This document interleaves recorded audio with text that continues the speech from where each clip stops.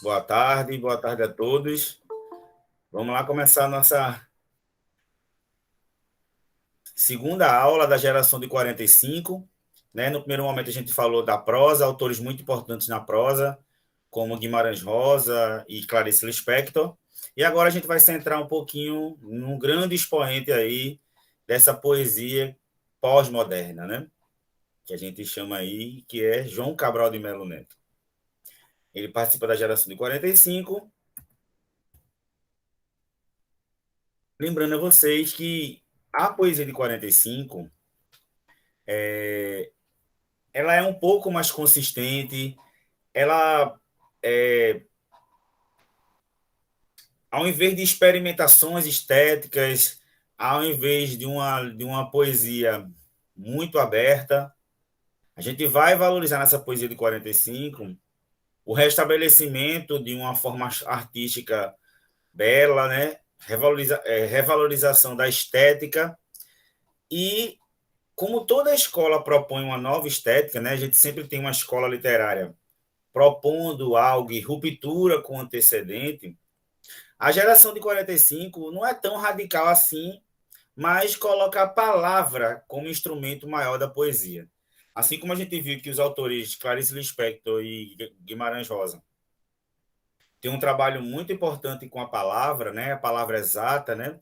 A palavra bem escolhida, a palavra bem colocada. João Cabral de Melo Neto recoloca mais ainda essa palavra como instrumento maior da poesia. Então, é,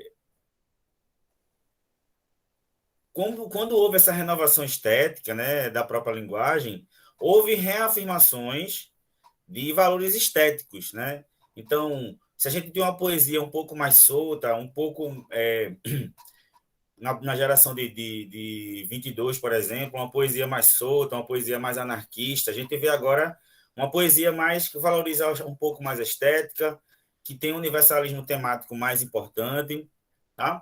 Tem um senso maior de medida e combinando muito também com uma característica um pouco simbolista é a musicalidade, né? O meio que o ritmo buscando uma arte poética mais completa. A gente vê aí uma galera que escreve com uma firmeza, né, artística e estética um pouco maior do que a arte, né?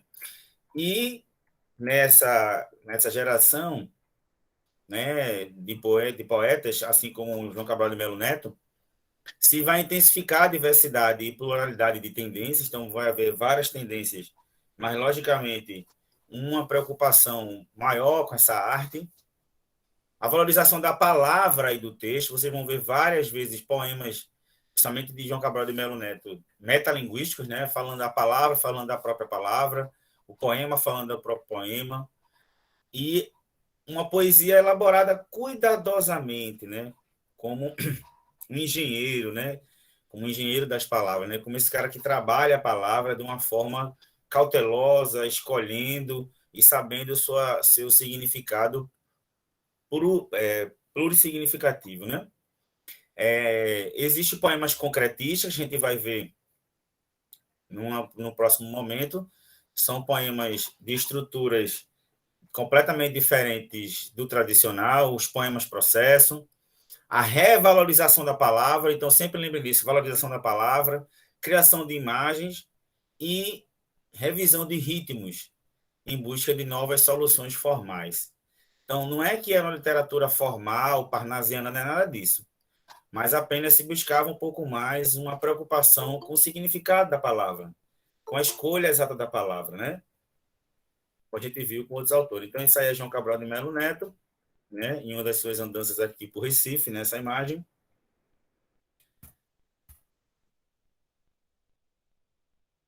Então, João Cabral de Melo Neto, para variar, né? Um grande autor, nasceu em Recife, nasceu aqui em Recife, em 1920, mas um grande escritor representativo do modernismo, e por ele ser de Recife, por ele ter uma influência tão grande na poesia moderna e pós-moderna, ele é um autor que está muito dentro do SSA, né, do terceiro ano aqui da UPE. Todo ano tem João Cabral de Melo Neto, e por várias e várias vezes também a forma, né, a estética, a linguagem de João Cabral de Melo Neto está presente no Enem, como a gente vai trabalhar 3 questões daqui a pouco, tá? Então, ele viveu aqui em Recife, cursou secundário, né? Ele frequentou o círculo intelectual e escreveu seu primeiro livro chamado Pedra do Sono. Trabalhou no Departamento Administrativo de Serviço Público, foi da Academia Brasileira de Letras, teve um cargo de cônsul geral em Portugal, trabalhou no Itamaraty, né? Mas mesmo assim não abandonou nunca essa atividade literária dele. E aí foi premiado várias vezes, né? E já em 90, né, aos 70 anos, ele se aposenta e morreu em 1999. Então, assim, não faz tanto tempo assim, né? Aos 79 anos. João Cabral de Melo Neto tinha muitas influências de um poema bem trabalhado, bem detalhado, né? Tinha memórias muito importantes no seu poema. E Recife, as ruas de Recife, o Rio Capibaribe, são imagens presentes demais aí na obra de João Cabral. Tá? Então, a gente sempre tem que lembrar de João Cabral de Melo Neto que ele é meio diferente. Quando a gente fala de poema, né, de poesia, a gente sempre vê uma linguagem muito poética, né, muito lírica, né, muito confessional, emotiva. Em João Cabral, ele tenta fazer uma poesia seca. Eu vou mostrar para vocês um vídeo que ele mesmo fala isso.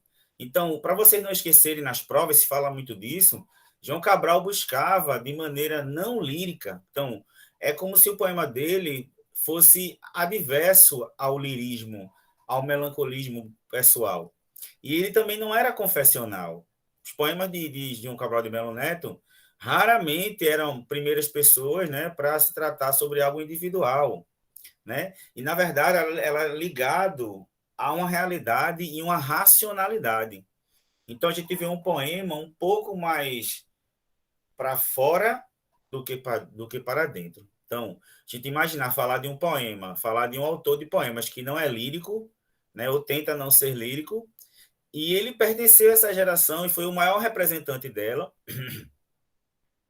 Lembrando que, por mais que ele tivesse uma visão mais formal, a estética dele não significa retorno às formas tradicionais, não. Inclusive, ele diz que odeia soneto. Ele diz que soneto pesa na cabeça dele, né? Aqueles poemas de duas estrofes de 4 versos, 2 de 3 versos, aquela forma fechada, né? Estética fechada, sem muita novidade para ele, não dava certo, não. Mas ele tinha um padrão formal, né, da estética, porque ele construía a poética dele a partir da construção da ênfase da palavra e os sentidos que a palavra tinha. A gente vai ver que os títulos das obras dele e as obras dele são muito metafóricos, tem muitas relações por trás. E aí ele tem uma obra mais famosa dele, né? Também influenciado ainda por essa geração de 30 mais regionalista, né? Mais escrito de uma outra forma, mais pesada, né? Mais formal. Ele mergulha nessa história do sertão, né? Dos sertanejos, como a gente viu em Raquel de Queiroz, né? Quando a gente viu em Graciliano Ramos, e escreve Morte e Vida Severina. Então, o próprio título já é um antagonismo muito grande, falar de vida e morte, né? E a própria palavra severina, ele se adjetiva, né? É um substantivo severino que se adjetiva. Severino não é mais um nome, é uma condição. É uma condição que pertence a todos os sertanejos ser severino. Então, morte severina e vida severina é uma forma de morrer e viver como severino. E a ordem das palavras, né? Colocar a morte antes de vida tem um significado muito grande, né? Que a morte e vida severina é esse ciclo que se passa de forma meio que inversa, né? E a gente vê esse poema dele, lindo esse livro, inclusive virou um filme. Eu vou colocar um trecho aqui para vocês, né? Esse filme foi gravado, eu acredito que foi em 77, eu acho, por aí. Tem a participação de Elba Ramalho, é um filme lindíssimo, eu vou mandar o link para vocês também, para vocês acompanharem a história de Severino. Né? Essa história a gente vai começar a contar agora, e é uma linguagem muito cuidadosa, muito bem escolhida, rigorosa, e é seca às vezes. Por mais que esteja falando sobre a degradação do homem, a pobreza, a miséria de um homem que sai do sertão e tenta e passa pelo Agreste, pela Zona da Mata, até chegar em Recife, a própria linguagem seca dele dá à poesia uma forma autorreflexiva, mas não emotiva. Que a gente se emociona, a gente entra nela, não pela própria linguagem dele, mas pela secura da linguagem dele. Né? Que a gente vê um pouquinho disso na geração de 30 que a gente viu no passado. Então, e toda a obra, né, é voltada à discussão sobre a própria linguagem, todas as suas possibilidades de expressão poética. Porque o autor discute o trabalho de construir um poema, também conhecido como metalinguagem. Em vários poemas ele faz isso. Mas em Morte e Vida Civil ele conta a trajetória desse homem sertanejo que busca um lugar melhor para viver. Sobre outros temas, como falei para você, além de ter poemas completamente metalinguísticos, né? Através da metalinguagem, que é uma figura de linguagem, do poema, falando para o poema, o poder da palavra, né? A significação da palavra, ele também passa por outros temas, né? Mas sem perder esse cuidado formal, a racionalidade, a gente não pode parar de pensar nisso, e o equilíbrio das suas composições. João Cabral de Melo Neto é sempre meio. Nunca as emoções exageradas, nem frio demais. Racional, equilibrado, e vocês vão ver que essa volta da racionalidade para o poema, a gente fala volta, porque os poemas, durante o começo do modernismo, até no parnasianismo e no simbolismo, eram muito, principalmente no simbolismo, eram muito ligados a uma emotividade, a uma simbologia muito grande, e também um subjetivismo, como a gente via na geração de 22, por exemplo. Né? Então, o João Cabral de Melo Neto, eu vou mostrar para vocês aí, vocês aumentam o áudio aí, isso é o próprio João Cabral de Melo Neto falando sobre a poesia dele. Então, aumenta aí o volume para a gente ver como é que o próprio João Cabral de Melo Neto falava sobre a forma que ele mesmo escrevia.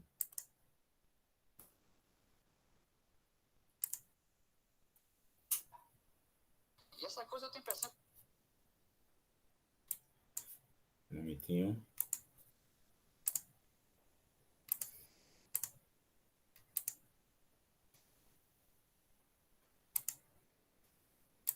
Vamos lá?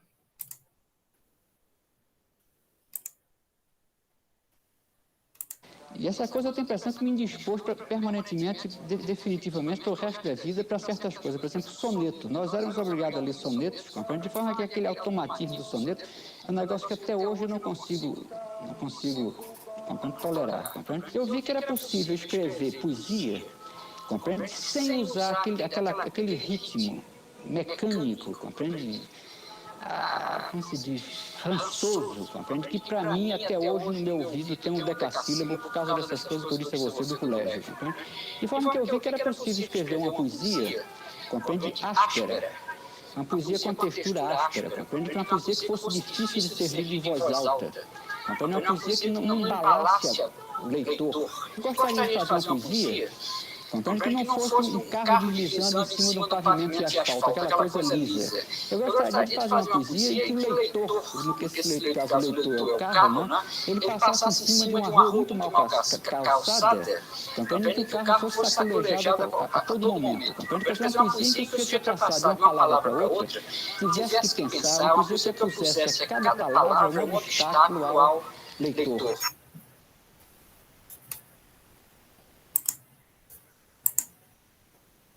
Conseguiram ouvir direitinho?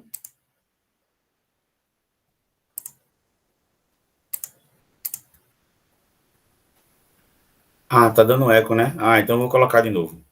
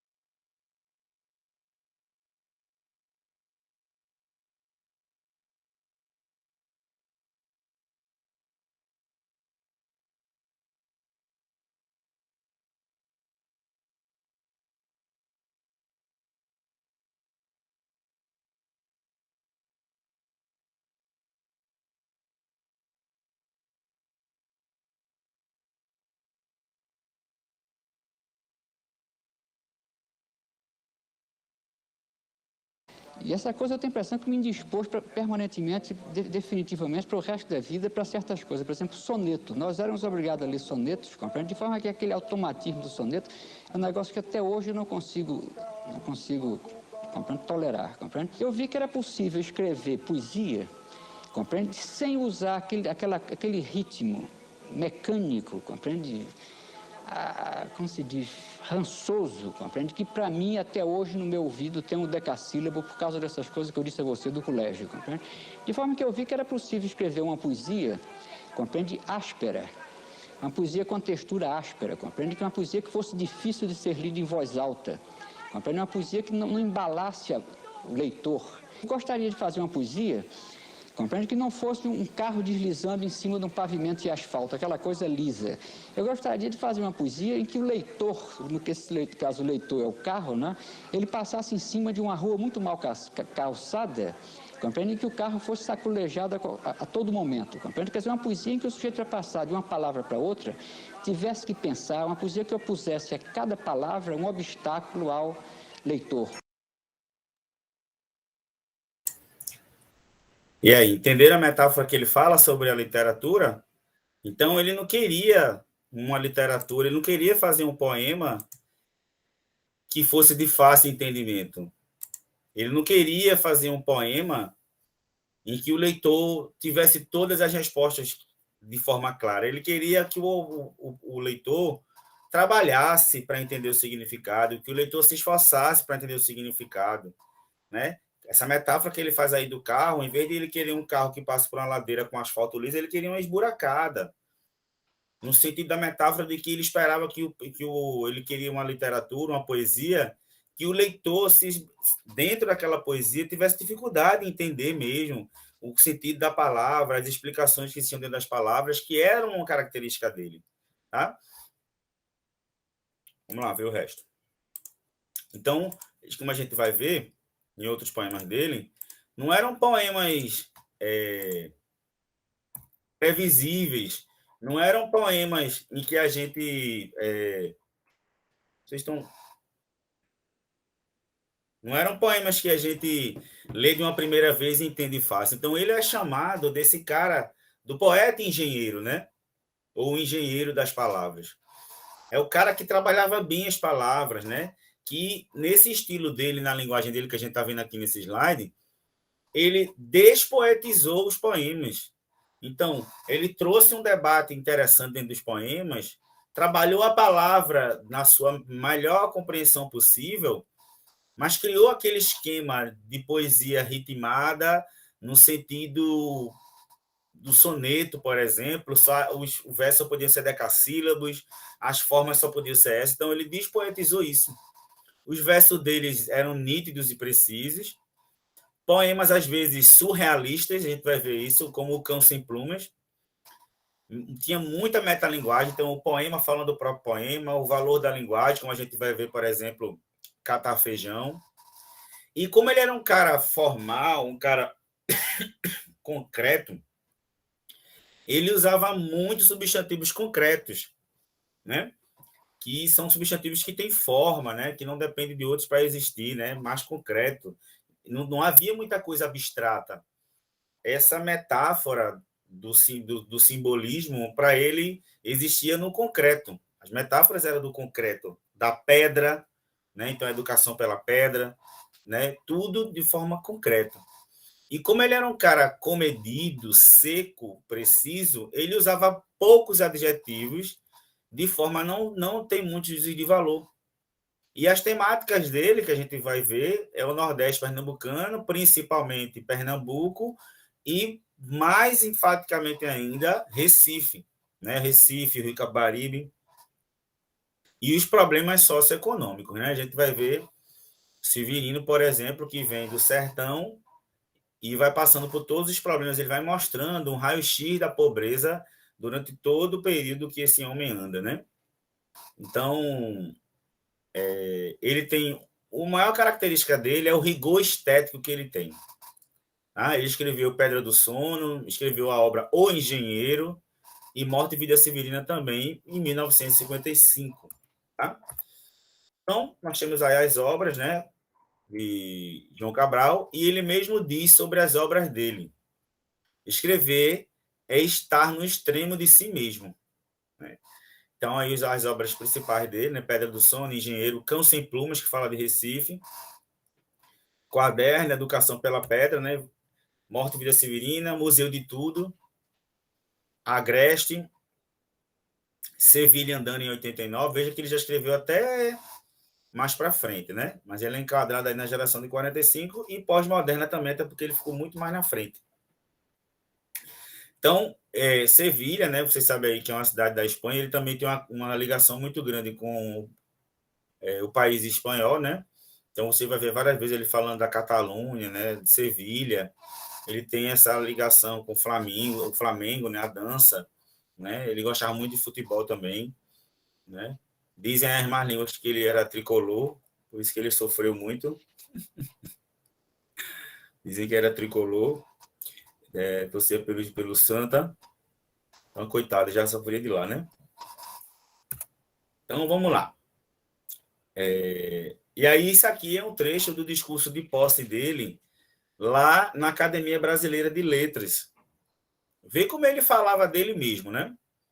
Então, é o discurso de posse dele da Academia Brasileira, quando ele entrou na Academia Brasileira de Letras. Ele diz: assim, para compensar o laconismo de muito obrigado e expressar meu reconhecimento de outra maneira, quero dizer que me sinto muito honrado em vir a ser um de vós.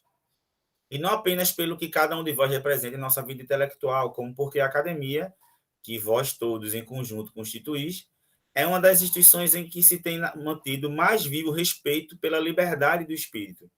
Daí, e não sei se de maior elogio que se possa fazer a um corpo de escritores, homens para quem a liberdade de espírito é condição de existência. Meu empenho em declarar que, entrando para a academia, não tenho o sentido de estar abdicando de nenhuma das coisas que não me importam como escritor.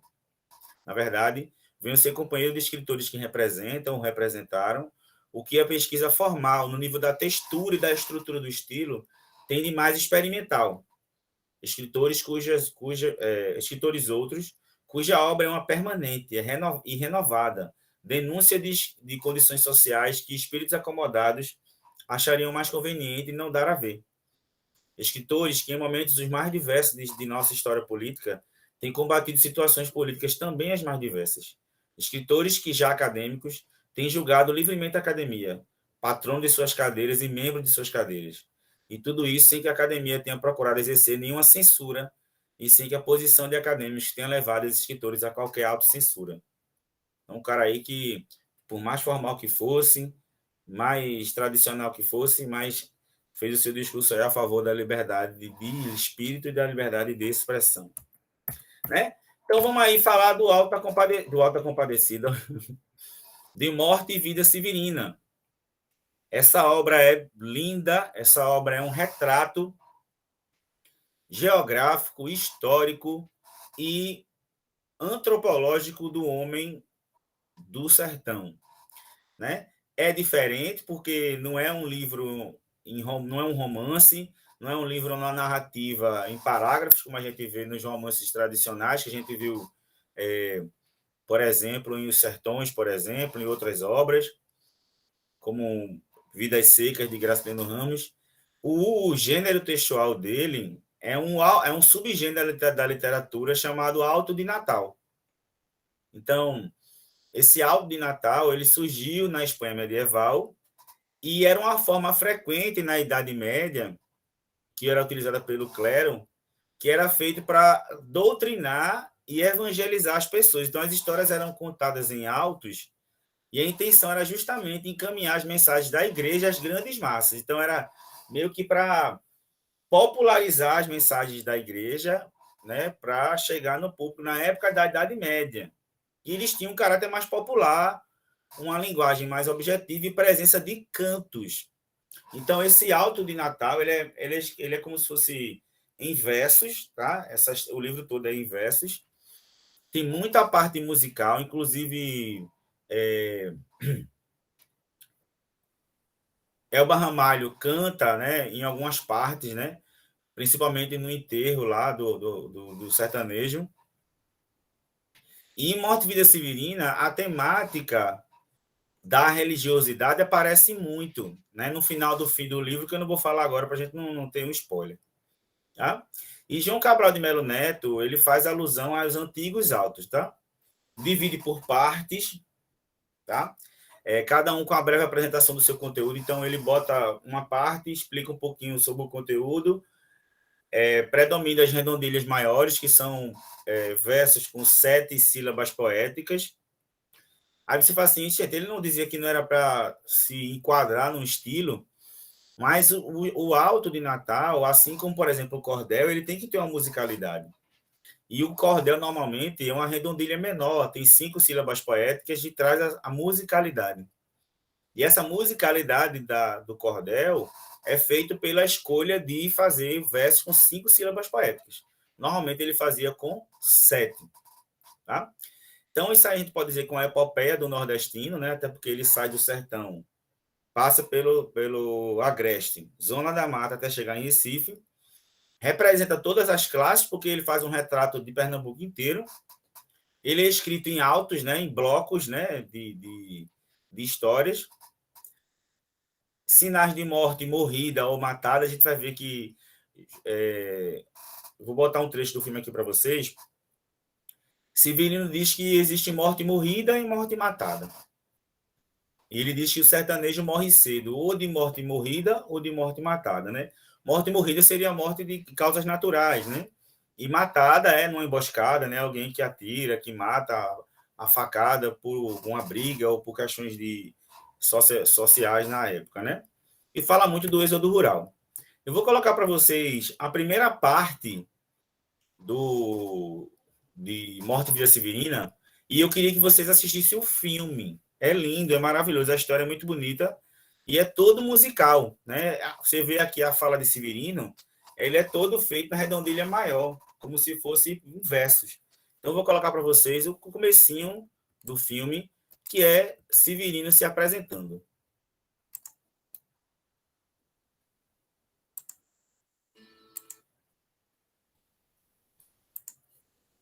Vou desligar o microfone.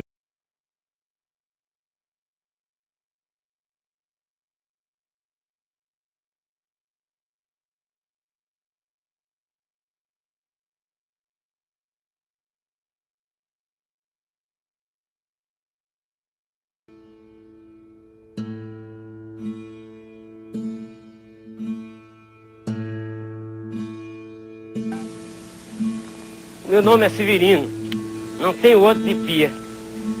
Como há muitos severinos, que é santo de Romaria, deram então de me chamar Severino de Maria. Como há muitos severinos com mães chamadas Maria, fiquei sendo da Maria do final de Zacarias. Mas isso ainda diz pouco. Há muitos na freguesia por causa de um coronel que se chamou Zacarias e que foi o mais antigo senhor desta Seis Maria. Como então dizer quem fala para Vossa Senhoria? Vejamos. É o Severino da Maria do Zacarias, lá da Serra da Costela, limites da Paraíba. Mas isso ainda diz pouco. Se ao menos mais 5 havia com o nome de Severino. Filho de tantas Marias, mulheres de outros tantos já finados Zacarias, vivendo na mesma Serra Magra e Ossuda em que vivia. Somos muitos severinos, iguais em tudo na vida. Na mesma cabeça grande que a custa que se equilibra, no mesmo vento crescido sobre as mesmas pernas finas, e iguais também porque o sangue que usamos tem pouca tinta. E se somos severinos iguais em tudo na vida, morremos de morte igual, mesmo a morte severina, que é a morte de que se morre, de velhice antes dos 30, de emboscada antes dos 20, de fome um pouco por dia. Mas para que me conheçam melhor, Vossas Senhorias, e melhor possam seguir a história de minha vida, passo a ser o Severino, que em vossa presença emigra.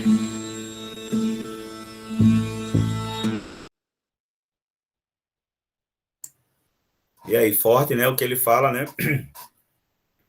Ele aí tenta se apresentar, né, nesse início aí do livro, só que ele faz um retrato do sertanejo que ele não sabe nem como se autodefinir, se singularizar, né? Porque há tantos severinos quanto ele. E todos esses severinos ele tenta explicar, né? Aqui, como eu vou mostrar a vocês, ele diz, né, no começo, meu nome é Severino, não tenho outro de pia. E tem muitos Severinos, então ele, veja aí que Severino, quando ele botar muitos Severinos, né, ele diz que como tem vários, que é um santo, que é Severino, ele vai tentar se chamar de Severino de Maria. Só que como tem vários Severinos que são filhos de Maria, ele vai ficar sendo de Maria do finado Zacarias. Só que Zacarias era um nome muito comum também, um homem que tinha muitas terras, então ele tinha muitos filhos. Então ele vai dizendo, tá, no final eu sou esse Severino. Então, Severino, na verdade, ele tenta diferenciar suas referências pessoais e parentesco, só que existe tanto outros Severinos vivendo nessa mesma situação que ele, e sendo filho também da mesma Maria, que ele traz para a gente como a vida dessas pessoas é muito igual, muito previsível, sem sem muita esperança, sem muito o que pensar sobre a vida, muito o que esperar dela, né? Vejam aí que é praticamente um poema, né? Esses autos são cantados, vejam que é sempre musicalizado, né? Tem um ritmo muito interessante. E durante o livro ele vai falando que, né, essa semelhança que ele tem, ele traz uma fala muito doída também, importante, né? Que os severinos, né, do sertão, eles morrem de velhice antes dos 30. Então veja a expectativa de vida. E ele dizia também que de morte matada, se não morresse, morria mais cedo ainda, e de fome se morria um pouco a cada dia. Então ele diz que ele vai começar a contar a história dele e passa a ser o Severino, que em vossa presença emigra. Quer dizer, que a partir desse texto que a gente está lendo, ele vai emigrar, né? Ele vai para outro lugar em busca de vida melhor, que seria Recife. Então, ele sai do sertão.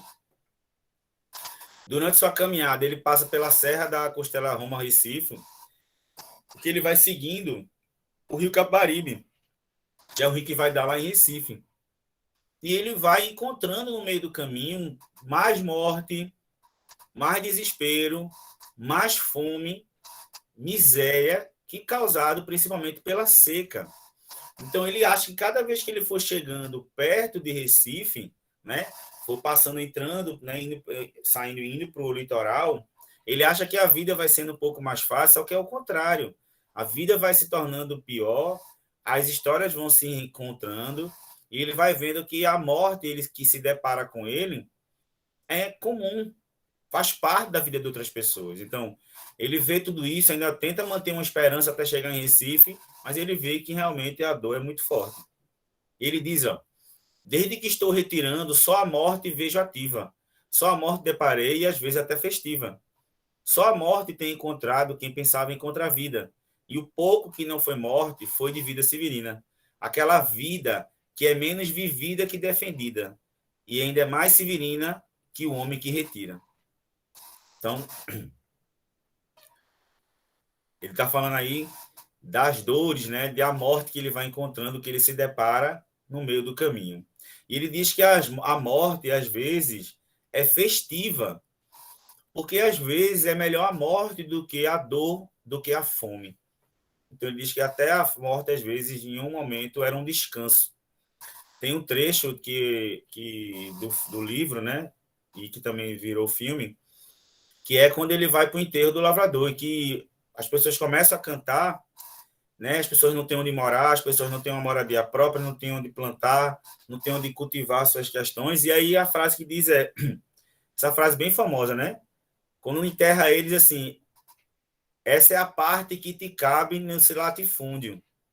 É a terra que querias ver dividida. Então ele está lá sendo enterrado, né? Naquela terra seca, que ele sempre quis que a terra fosse dele, um pedaço de terra para ele criar. E aí ele diz, agora você tem sua terra. Só que agora você vai ser enterrado nela, né? E toda a terra que ele queria ser dividida, agora ele faz parte dela a partir da morte. Então é um texto muito forte, né? De forma cantada em altos, né? De uma forma de ritmo bem interessante, mas as experiências que ele passa vão mostrando que a vida não é tão mais fácil assim até chegar no litoral, tá? E aí é quando ele encontra, né, esse que eu falei para você, o corpo de Severino Lavrador, porque todos eram severinos, né? Só que esse era o lavrador. Aí ele diz que ele encontra com os irmãos de alma, que são, lembra, não sei se você já viu no interior, né? Alguns interiores muito pobres, né? As pessoas quando morrem vão sendo cortejadas, né, numa rede até o cemitério, né? Quando é muito pobre. E nesse caminho ele diz que esse lavrador não lavra mais, que ele foi vítima de uma emboscada ao tentar expandir a lavoura dele. Então ele foi morto por tentar expandir a lavoura dele, né? Plantar. E num certo momento, Severino pensa em parar a viagem dele e buscar emprego na região que ele está. Mas ele vê que o único empregador que tinha no local era a morte. Bem metafórico, né? Então, a morte ali era a única que podia empregar. Inclusive, ele vai nessa cidade e ele encontra o coveiro. E o coveiro tinha trabalho sempre, né? Porque sempre morria gente. Então, o único empregador que tinha era a morte. Então, ele desiste e continua andando até chegar em Recife. Ele diz: e se pela última vez me permite perguntar, não existe outro trabalho para mim nesse lugar? Como aqui a morte é tanta, só é possível trabalhar nessas profissões que fazem da morte o ofício ou bazar. Então, ou você trabalha como coveiro, ou você vende coisas que em relação à morte, né? Como um caixão, essas coisas todas, né?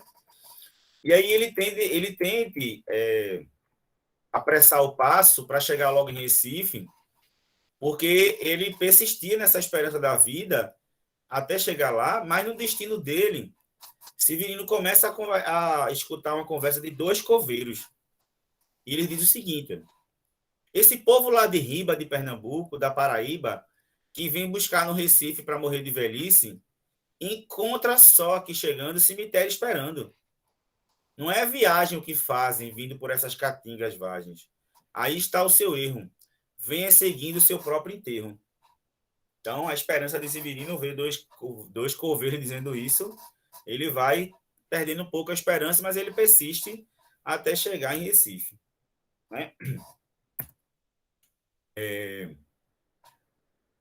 E aí ele vai tentando anular seus sonhos, né? E ele vai, é meio que uma metáfora de que ao anular os sonhos dele, ele vai seguindo o próprio enterro dele da vida, como se ele tivesse cortejando a própria morte, né? Vindo do sertão e fosse morrendo um pouco, né? Perdendo um pouco a esperança. E o trecho diz, né? E chegando, aprendo que nessa viagem que eu fazia, sem saber desde o sertão, meu próprio enterro seguia. Só que devo ter chegado adiantado de uns dias. O enterro espera na porta, o morto ainda está com vida, que era ele próprio, né? E aí ele chega em Recife. E quando ele chega em Recife, ele chega à conclusão que quando ele chega em Recife, que ele vê o rio, né, que ele vê o mar, principalmente a margem do Rio Caparibe, que a realidade não é tão melhor assim do que o sertão, não.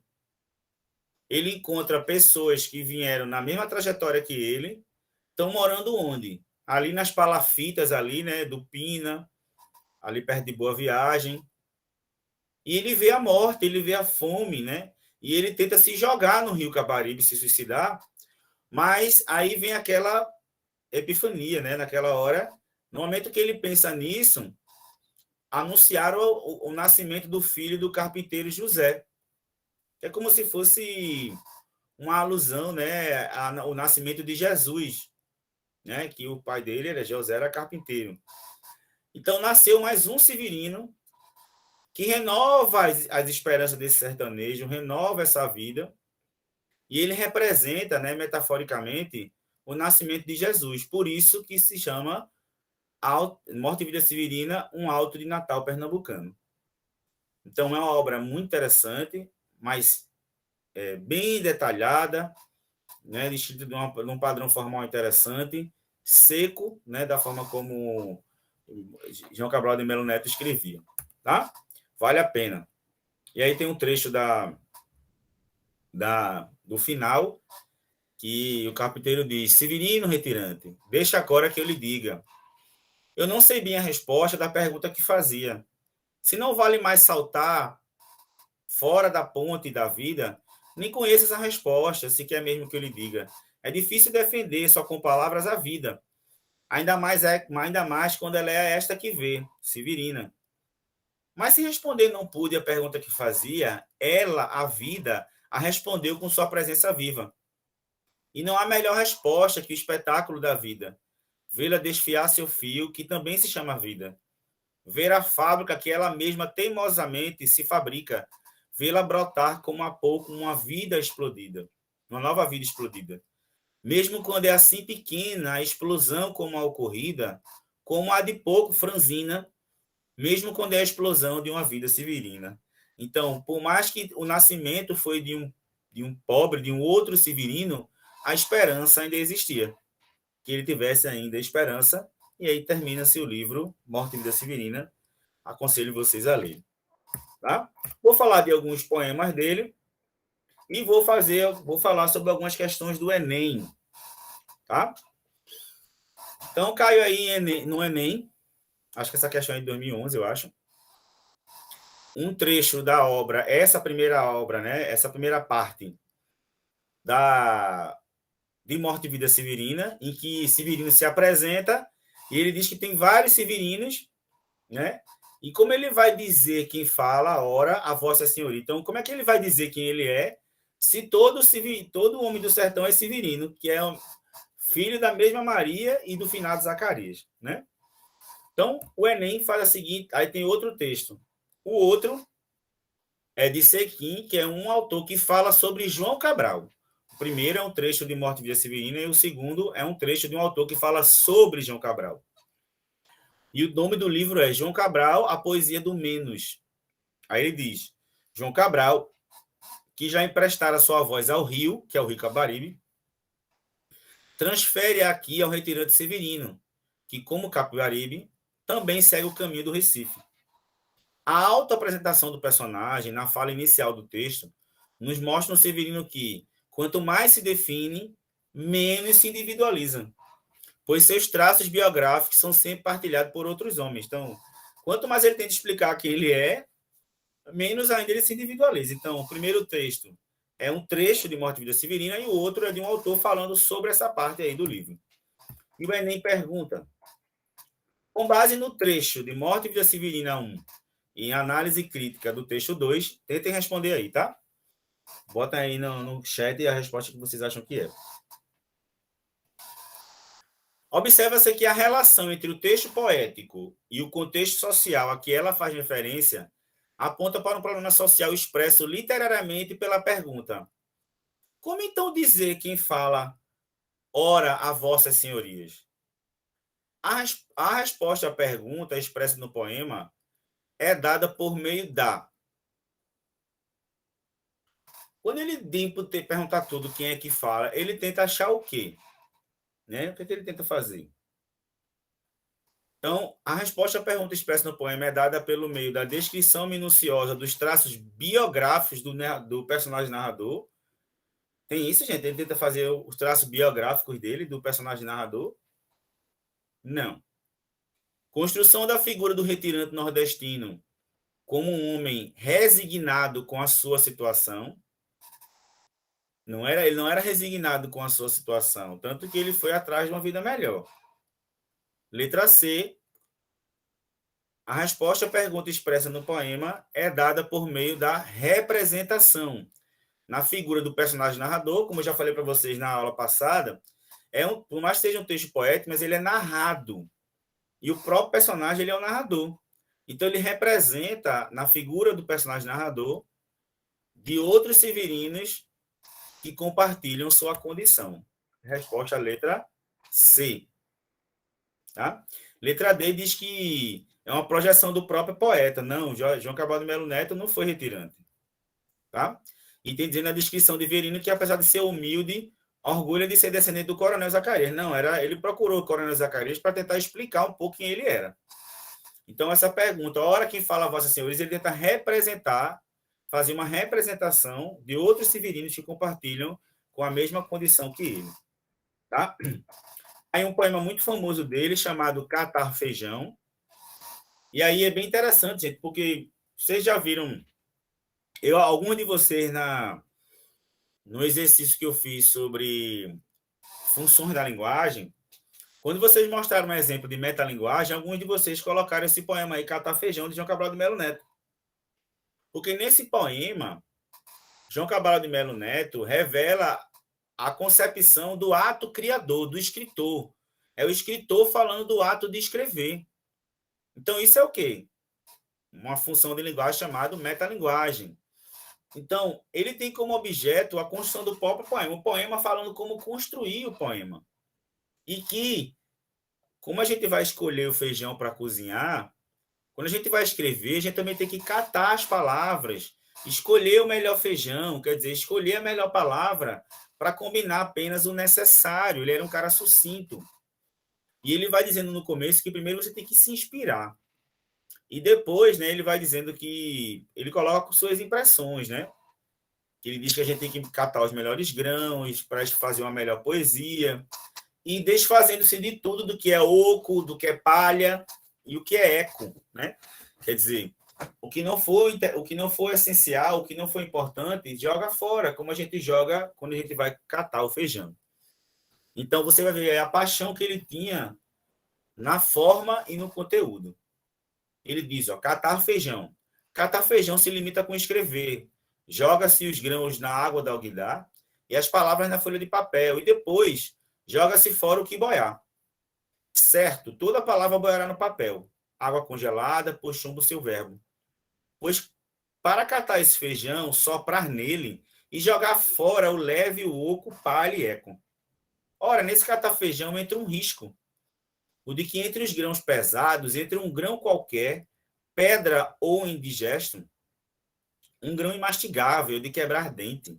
Certo não, quando ao catar palavras, a pedra dá à frase seu grão mais vivo, obstrui a leitura fluviante, flutual, assula a atenção, isca como um risco.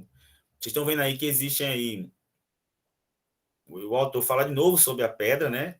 Que a pedra ela não tem forma, e essa forma ela vai sendo lapidada, né? A gente vai ver isso em vários cantos. Então, esse catar feijão é uma metalinguagem do próprio ato de escrever.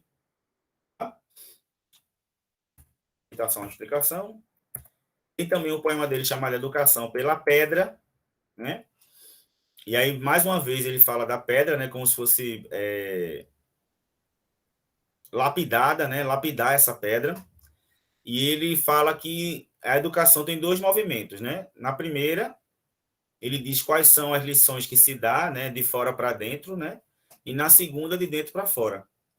E ele diz que no sertão a pedra não sabe lecionar, né? E se lá não se aprende a pedra, isso vai entranhar na alma.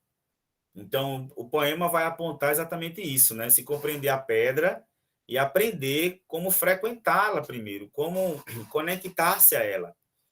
Porque a professora, né, como se fosse uma professora que é inenfática e impessoal, não busca seus alunos, embora muito se possa revelar dela. E aí a gente vai falando que o que ele quis falar é que deve-se aprender a voz da pedra, a necessidade de entender direito a pedra. Então, a pedra é o sujeito, né, também, que pode ser lapidado, que deve ser alcançado, frequentado. E ele diz, né, educação pela pedra. Uma educação pela pedra por lições, para aprender da pedra, frequentá-la, captar sua voz inefática, impessoal. Pela de dicção, ela começa as aulas. A lição de moral, sua resistência fria, o que flui e a fluir, a ser maleada. A de poética, sua carnadura concreta. A de economia, seu adensar-se compacta. Lições da pedra. De fora para dentro, cartilha muda. Para quem soletrá-la? Outra educação pela pedra, no sertão, de dentro para fora e pré-didática.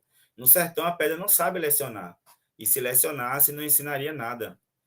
Lá não se aprende a pedra. Lá a pedra, uma pedra de nascença, entranha a alma. Então, o ato de ser pedra, né, essa pedra aí como símbolo bruto, se isso não se aprende na escola, isso já é assim, né? E aí tem vários poemas que ele fala sobre Recife, e ele remete à ideia da pedra como a aridez humana e a aridez também geográfica do Nordeste. E a pedra é como fosse esse símbolo, gente, da obra do autor. Porque tem a temática social, a linguagem do objeto, com a reflexão do próprio fazer poético. Então, a pedra ensina o homem. Essa pedra, que é um objeto inanimado, duro, que não tem nenhuma qualidade, não demonstra nada, ganha em João Cabral de Melo Neto essa poesia fantástica. Tá? Ele não gostava de música, ele comparava a poesia a um cálculo matemático, para ver como o cara era formal, né? Relegava a emoção a um segundo plano e tentava buscar a perfeição da construção do poema. Respaldada aí na colocação de palavras precisas e fundamentais para cada espaço de papel. Só a precisão, o contido, o visual que importava para João Cabral. Temos aí O Cão Sem Plumas, né, que é um poema praticamente aí quase surrealista, que fala sobre o rio Capibaribe, né, um rio sujo, um rio de um cão saqueado, um rio que está pedindo a vida, né, morrendo, e ele bota um cão sem plumas, né, plumas como se fosse aí o glamour, né, e esse cão é o próprio rio. E o rio se confunde até com o próprio homem, né? Ele diz: como o rio, aqueles homens são como cães sem plumas. Um cão sem pluma é mais que um cão saqueado, é mais que um cão assassinado. Um cão sem plumas é quando uma árvore sem voz. É quando de um pássaro sua raízes no ar. E ele vai falando várias vezes. Na paisagem do rio, difícil é saber onde começa o rio, onde a lama começa do rio, onde a terra começa da lama, onde o homem, onde a pele começa da lama, onde começa um homem naquele homem. E ele vai fazendo uma reflexão sobre o homem, né? Sobre o homem que vive nessa perspectiva de Recife, tão próximo com o rio Capibaribe, com a poluição desse rio, que dá o fruto, que dá a alimentação para ele, mas ao mesmo tempo é um rio que está sangrando, né? E ele vai fazendo essa análise do rio Capibaribe a partir do cão sem plumas, né? E também ele fala do cão sem plumas, é aquelas condições subhumanas que ainda existem em Recife, né? Nas palafitas e nos mucambos que existiam em Recife. Então ele não denuncia só o estado do rio, mas a situação da população ribeirinha, né? Que é a população que vive à margem do rio.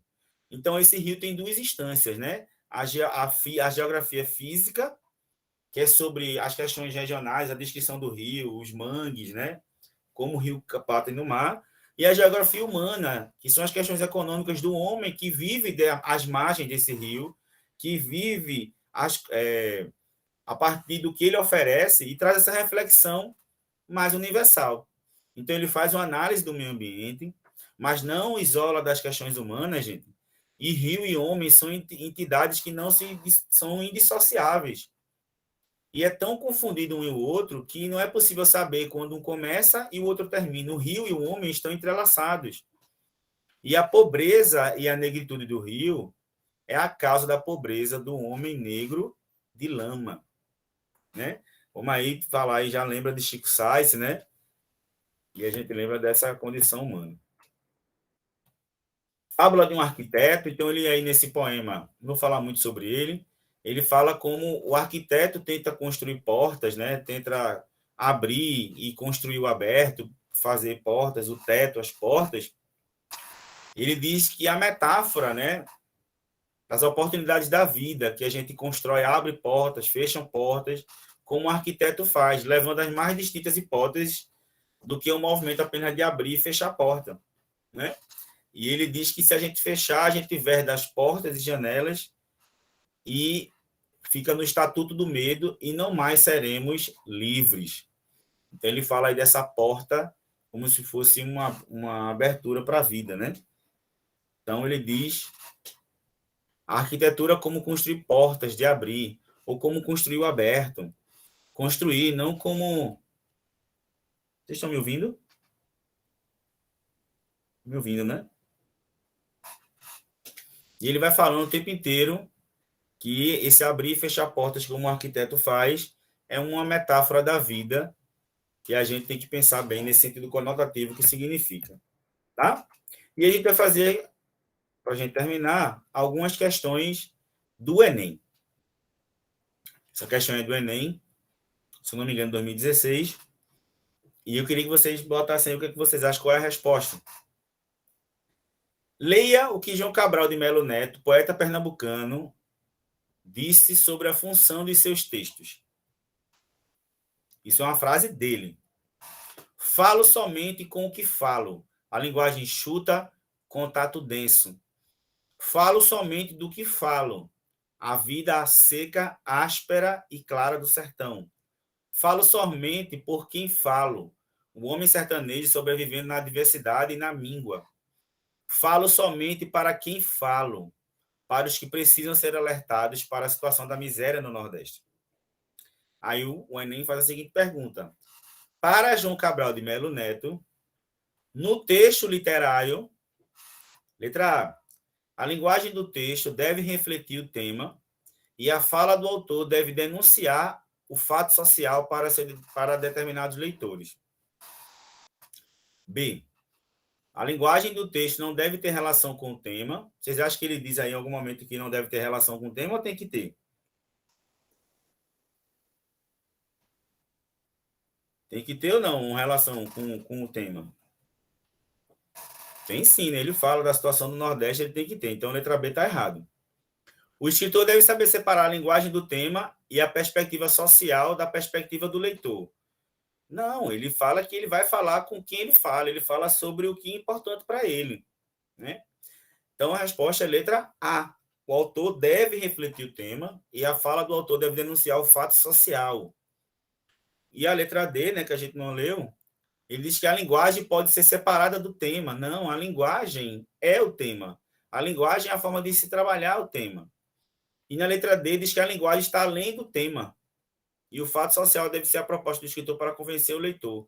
A linguagem não está além do tema. A linguagem é o nível do tema, né? Ele está no nível do tema.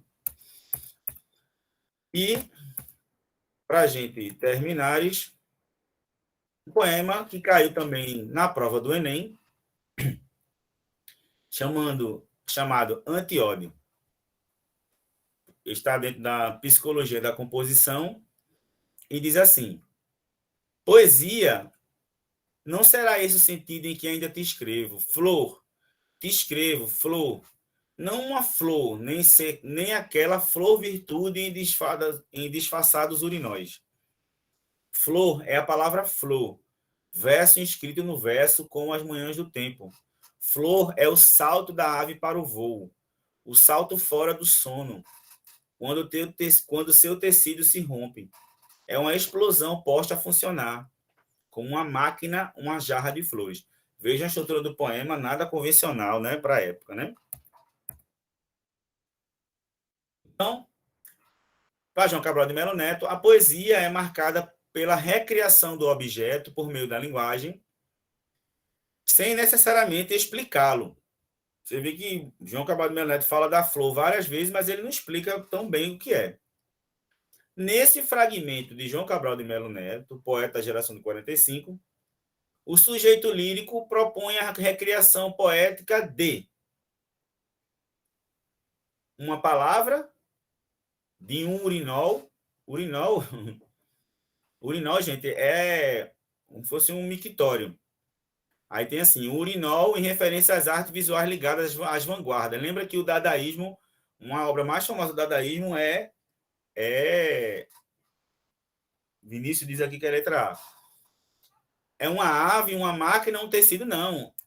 A recriação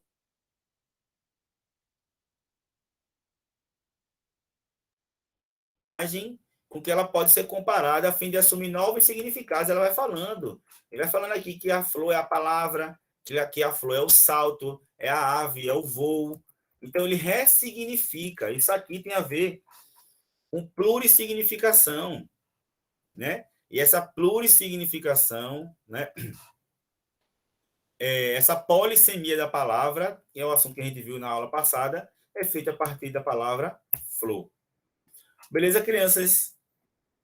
Acertou, Vinícius, muito bem. Essa foi a nossa aula de hoje sobre João Cabral de Melo Neto. A gente fecha esse assunto da geração de 45 e a gente vai ver, né, daqui para frente outros autores a partir de questões do Enem de forma mais direta, né? Então, eu vou mandar para vocês agora o link do filme Morte de Vila Severina. Estão aí em casa agora de boa, assistam o filme, façam reflexão, porque é um livro e um autor que estará nas provas que vocês vão fazer, principalmente no seriado da UPE. Tá certo? João Vitor, eu também estou, viu sim? Como é que vocês estão aí no questão de Clarice? Estão chegando, a gente vai chegar lá, viu? Vão lendo, em uma hora vocês vão chegar. Aproveitem João Cabral, aproveitem Clarice, aproveitem Guimarães Rosa, e qualquer dúvida, estou por aqui, tá certo? Grande abraço para vocês. Leiam João Cabral, é um poeta aqui nosso, nordestino, pernambucano, e fala da nossa grande Recife. Um abraço para vocês e até semana que vem. Eu vou entregar o resto das redações até sexta-feira, tá bom? Grande abraço para vocês. Tchau, gente.